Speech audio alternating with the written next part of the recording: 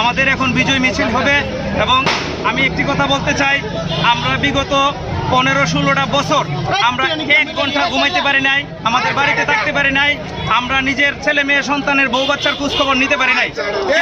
আমি একজন প্রবাসী হিসাবে বলতে চাই, আমরা এই প্রবাসীরা আবার নতুন করে রেমিটেন্স দেওয়া শুরু করব এবং ছাত্ররা যে আন্দোলন করতে গিয়ে যে ক্ষয়ক্ষতি হয়েছে দেশকে, আমরা রেমিটেন্স দিয়ে এই দেশের আবার পুনরাবৃত্তি করব এবং দেশের সকল প্রকার উন্নয়নে আমরা সেটাকে অংশগ্রহণ করব।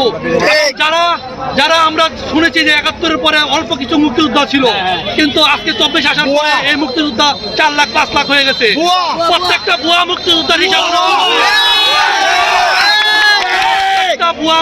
হিসাব নেওয়া হবে এবং প্রত্যেকটা ভুয়া মুক্তিযোদ্ধার বিচারে বাংলার মাটিতে করা হবে। সমাজ বাংলাদেশ সরকারের কাছে একটা দাবি জানাইছিল, তাদের অধিকারের দাবি জানাইছিল।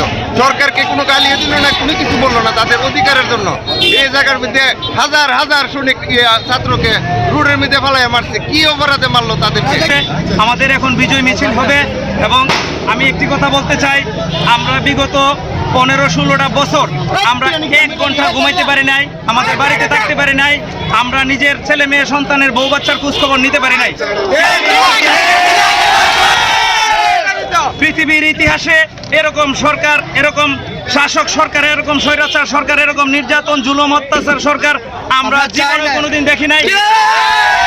আমি একজন শিক্ষক, এই বিজয় আমার ছাত্রের রক্তের উপর দিয়ে হয়েছে এবং আগামীতে আমার ছাত্ররা দেশের সকল দিকে থাকবে, সকল মেয়ের পক্ষে থাকবে এবং অন্যায়ের বিপক্ষে তারা ঢুকে দাঁড়াবে।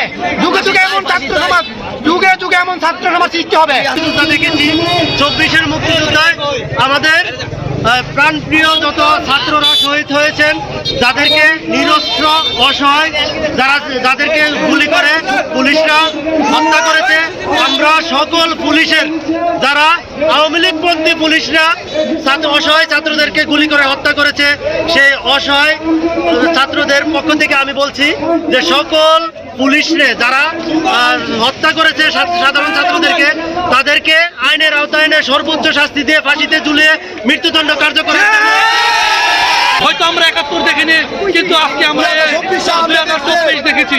আমরা এই ছাত্র সমাজের কাছে চিরঋণী থাকবো, যারা তাদের নিজের বুকের তাজা রক্ত দিয়ে এই স্বৈরাচার, এই আওয়ামী সরকার থেকে আমাদের দেশকে আবার পুনরুদ্ধার করেছে।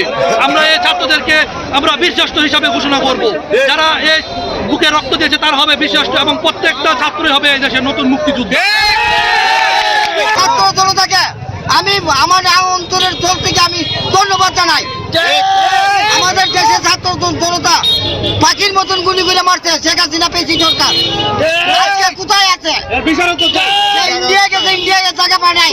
আমরা এই স্বাধীন দেশে আমরা কোনো নৈরাজ্য করব না।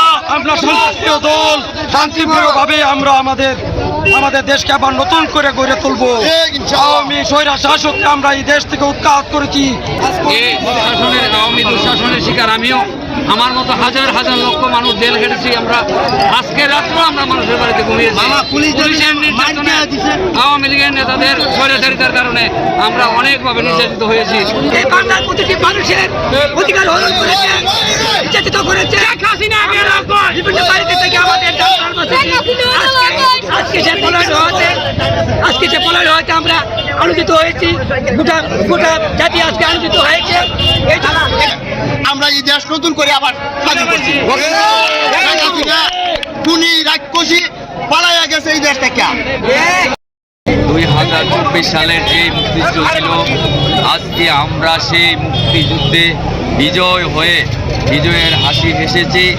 পাখির মতো গুলি করে সাধারণ জনগণ এবং সাধারণ ছাত্রদের উপর অত্যাচার করছে।